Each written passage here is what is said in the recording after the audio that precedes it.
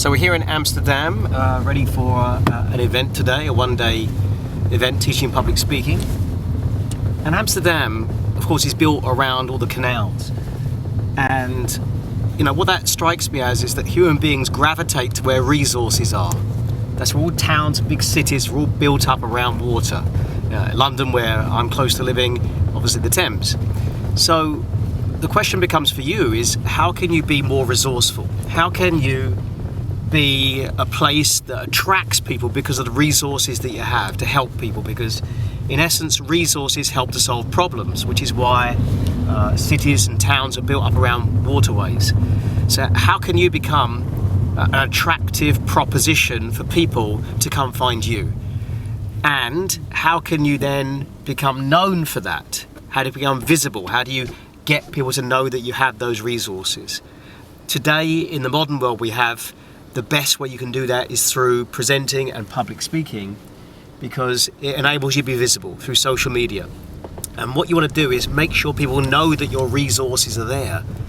And the way you do that is by sharing that water with them, in essence. You get that content out, those ideas. Start building up your reputation by giving first. Like we do in friendships, you always give first before you ask. Any friendship that starts with somebody demanding or getting something from you is not a friendship that's going to last very long. So make sure that you give before you receive. That's what I mean.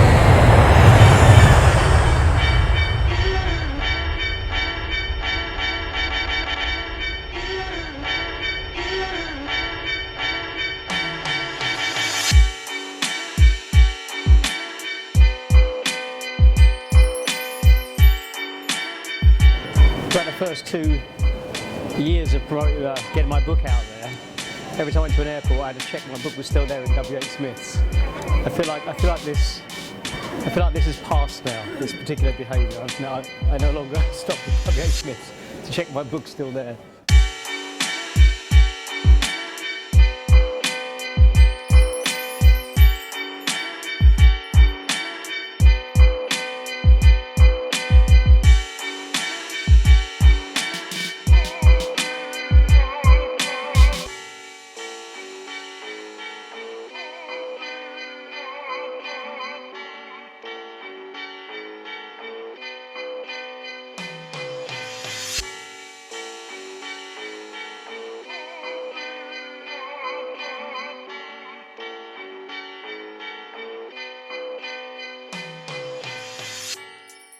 Like, this stuff's being shared. Like, look, it's being shared. See this video here? Oh, is it the video? It's on. Because look, the most important thing is, look, today there's been some great content, but you're not the only people going to benefit from that. I've been capturing it all day. Every interaction with you, everything on stage has all been captured, all been recorded on a sound device just down there. And Billy, who's employed by me to capture content, because I'm creating content all the time, make sense?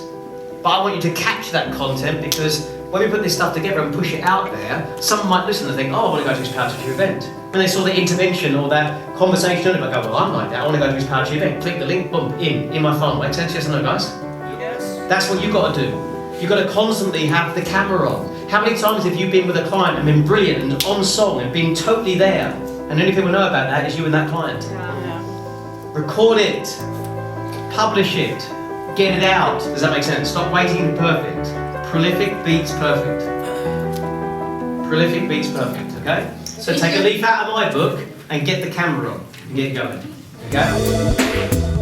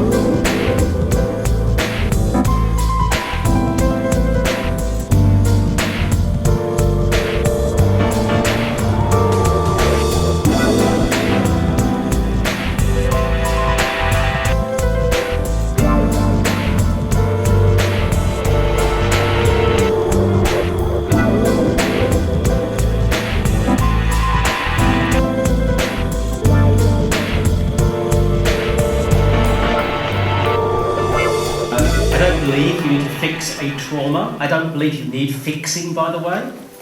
Nobody needs fixing. But what you may have is a coping mechanism that keeps you stuck at a level of performance, if that makes sense. Your coping mechanism is designed to ultimately keep you safe. Right? How that works is, I will get to answer your question indirectly in a minute. What starts a pattern is a significant emotional experience. So when we all experience, as we all have, a deep, shocking, surprising pain of some kind, or trauma as you called it, that's linked to a significant emotional experience. What that then creates, as a result of that, is a wound. A wound, meaning a part of us that feels broken inside, a wound of some kind. Okay? That wound then leads to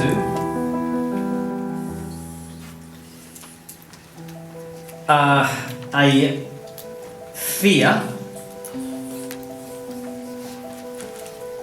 that exists purely and only to stop that from happening again. Does that make sense? Raise it if you understand. The fear is there to stop that from happening. The problem is, sometimes you have to have this happen in order to make everything work in your life. The fear is connected to a belief. The belief would be, if I do X, then Y. Or I can't, or I have to. The belief then borns a shadow self.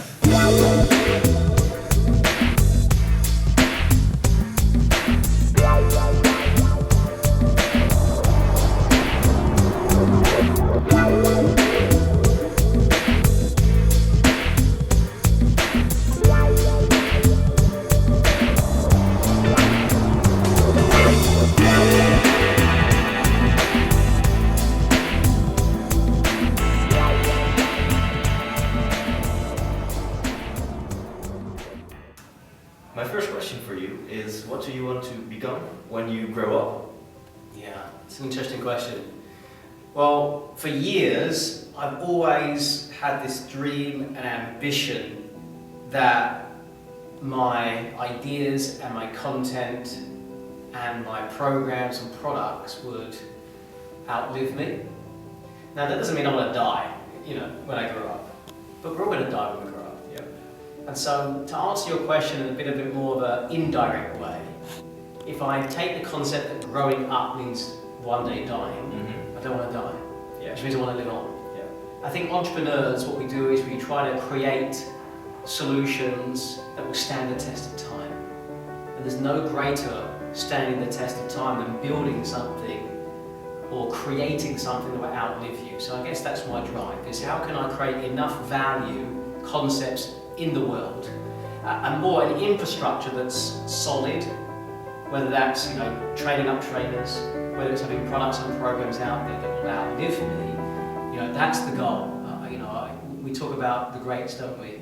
The Stephen Covey's maybe said this world, the 7 Habits of Highly Effective People. Stephen's no longer with us, but we're still talking about him. Jim Rohn, we're still talking about him. Tony Robbins, we still talk about him now. One day we'll definitely keep talking about Tony Robbins. And that's my goal, is how can I be enough of a change agent and help for other people that ultimately, if I was to die, tomorrow or whatever, that my ideas, my thoughts, my love for other people, my passion, and my frameworks, if you like, of how to do what I do, those would live on. So I guess that's what I want to be when I grow up. Nice answer. Remembered. I think Stephen Covey says to live, to love, to leave a legacy. And I think you want to leave a legacy. Yeah, I want to have all those things.